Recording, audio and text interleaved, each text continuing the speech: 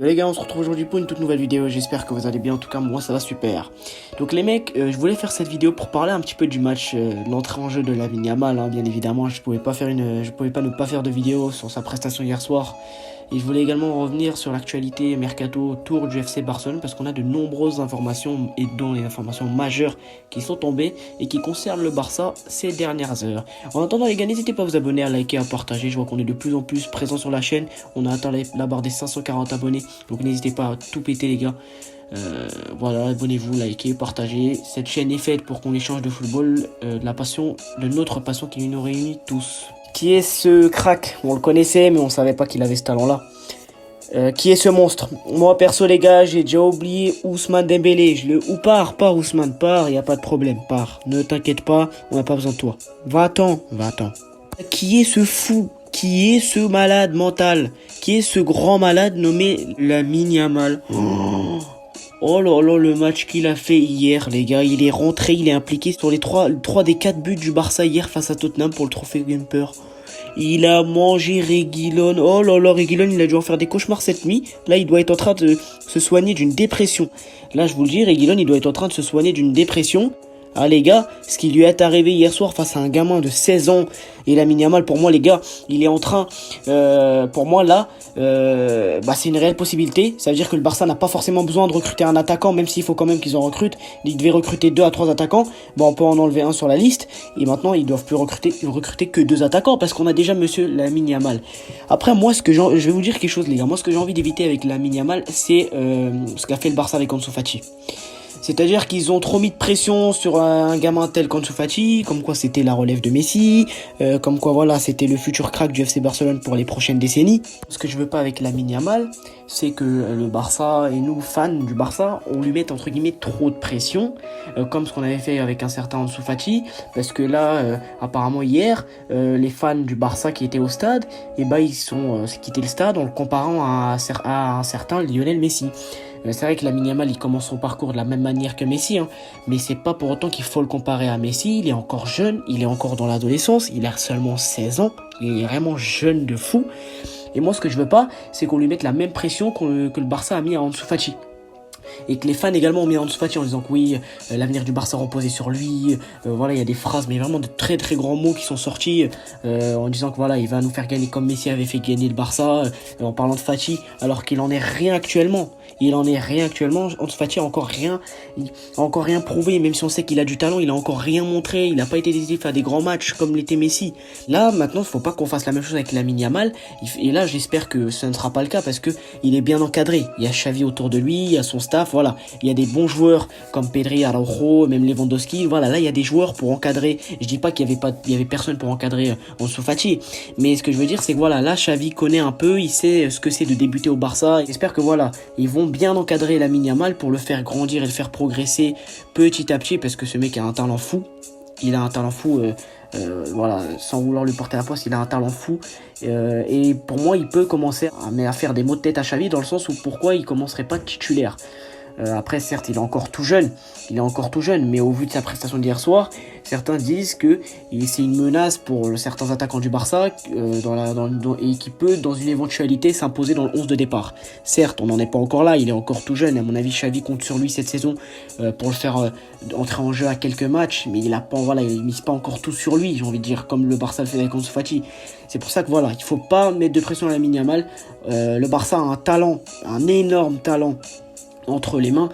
En juillet, il me semble, on parlait voilà, il y avait une prolongation imminente pour Lamine Yamal parce que la Porta il avait accéléré là-dessus, donc ça c'est vraiment génial pour le Barça.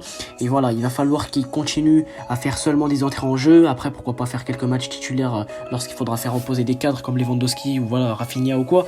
Mais voilà, ça va lui permettre dans le même temps de le faire grandir encore parce que ce gars a tout. Ce qu'il a fait à Reguilon hier, feinte de corps, rapidité, vitesse, accélération, extérieur du pied, il a tout. Et c'est pour ça que le Barça et Xavi le savent, il ne faut pas lui mettre trop de pression je pense. Et en attendant, c'est vraiment fantastique. Je suis tellement heureux que le Barça ait des joueurs comme Lamine Yamal, comme Ansu Fati avant lui, qui sortent du centre de formation. Et voilà, il faut vraiment que Lamine Yamal ne se mette pas trop de pression.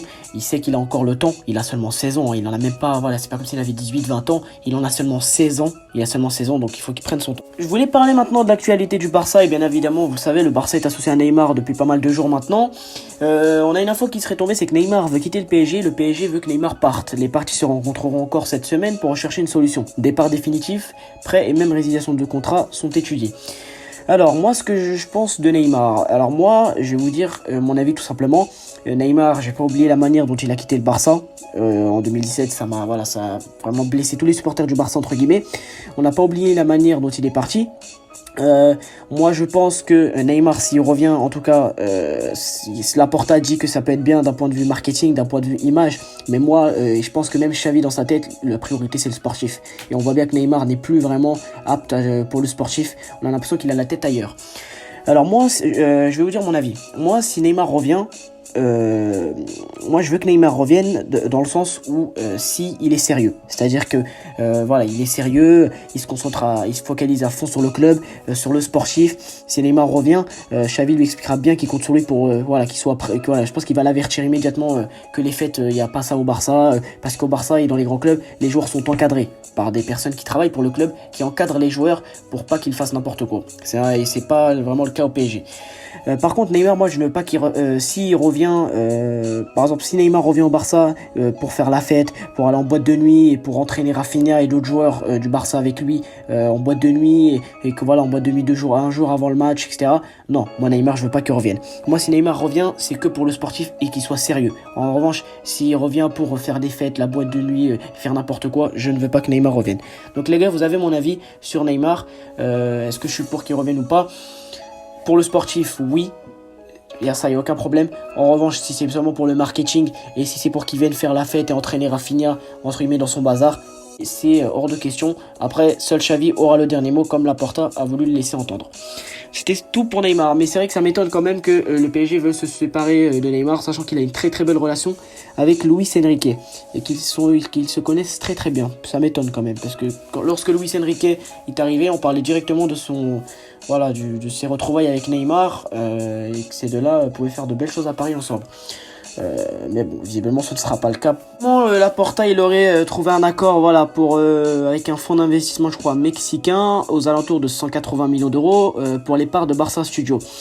Et il y a une information qui nous dit que avec le deal de l'an dernier, le Barça pourrait enregistrer ses recrues et même les prolongations, et qu'avec les départs de Dembélé et Kessié, il pourrait recruter 3 joueurs à moyen salaire ou 2 joueurs à gros salaire.